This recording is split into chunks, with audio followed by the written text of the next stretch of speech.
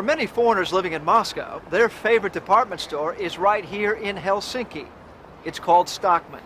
And in addition to being Scandinavia's largest department store, it also is a lifeline for the diplomatic corps in the Soviet Union and around the world. Stockmann's provides them with things they find hard to get in other parts of the world. We're going to show you how customer service takes on global dimension when it comes to Stockmann.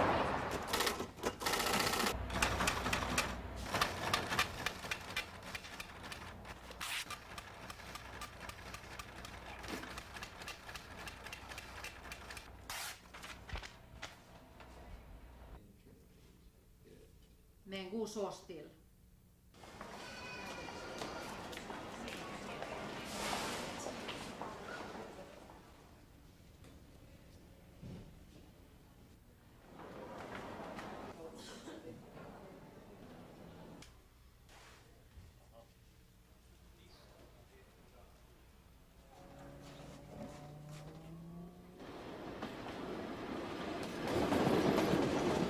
This is only against convertible currency and only for the Western people that are living in Moscow.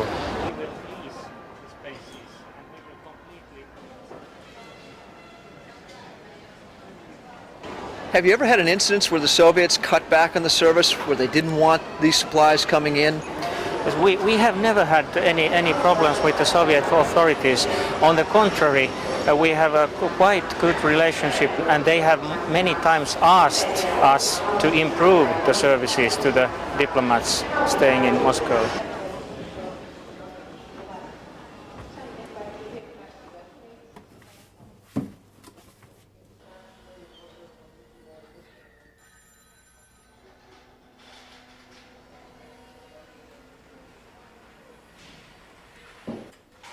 Et sä muista mikä numerokortti tämä? Tuolla.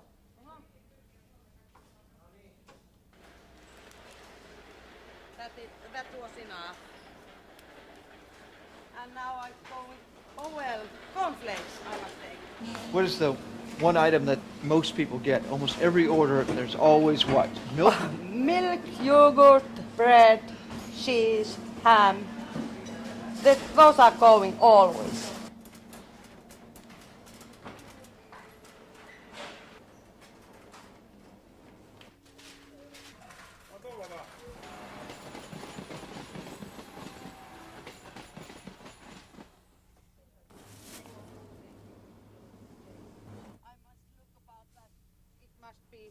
Fresh and fine, not like this one. It's my food. I want to have. I want to send those food what I buy myself. Onko sulla krikettiä? Krikettiä. Tossa. Toista ei oo. I'm thinking all the time the babies and the children there. I give those what we are giving to our children here in Helsinki and here in Finland. I'm a mother, yes.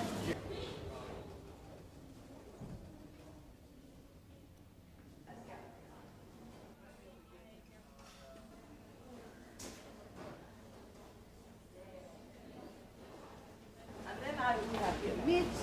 Meats? Well, now, Kirsi, could you find this? You couldn't find this kind of meat in Leningrad, could you? No, I have been in Leningrad, but I have seen nothing like this one. I see.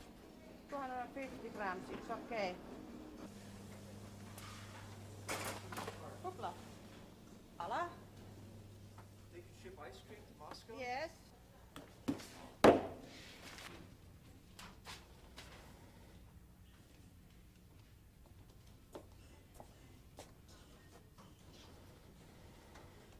There was a time about a year ago when, you know, they were very desperate, and they called us and said that we really need water. And, you know, we sent gallons and gallons of water to Moscow. Stockmann puhelinneuvonta telefontjänsthagelsta. Kyllä.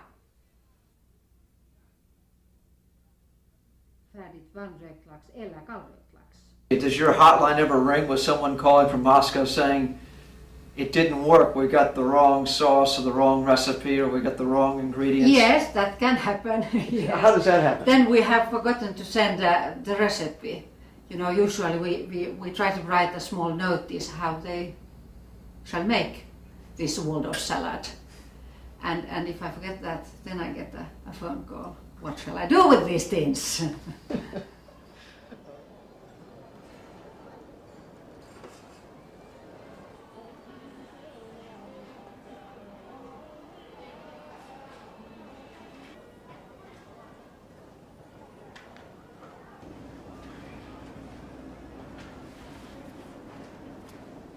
They need me as a personal shopper.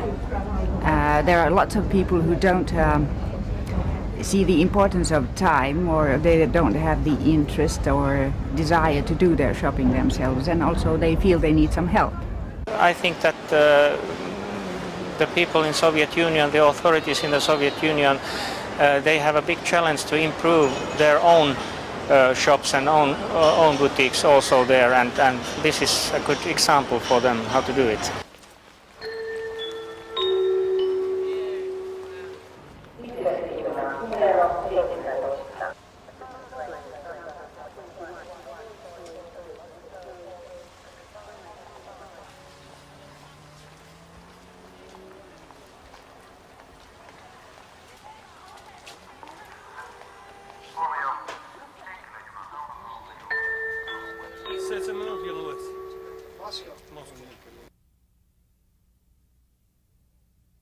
They call this train the Tolstoy Express.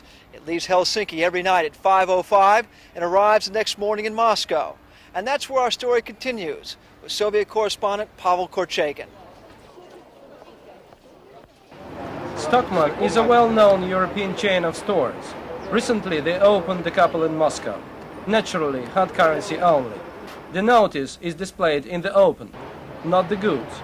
You won't be able to window shop here. Why irritate the natives? Stockmann has been providing the foreign community here since the Olympic Games in Helsinki in 1952. So we are quite old, let's say, suppliers of the foreign community here.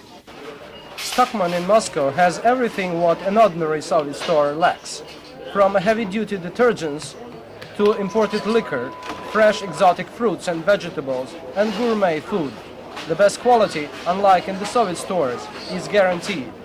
Nearly 100% of the customers are foreigners. There is quite a number of Soviets who legally earn hard currency.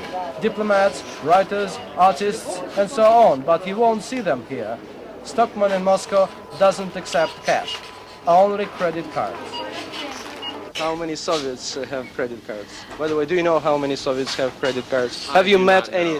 Have you met any Soviets? So. I haven't met anybody that has credit cards as of yet, so I don't know offhand. But at least Stockmann does not discriminate, like it is done in the Soviet state-run hard currency stores, where they plainly tell you no admittance for Soviets with or without dollars. Profit is not the main reason of Stockmann's coming to Moscow.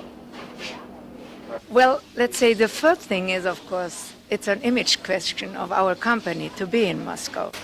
For Stockmann, it is an image. But what is in that deal for the Soviets?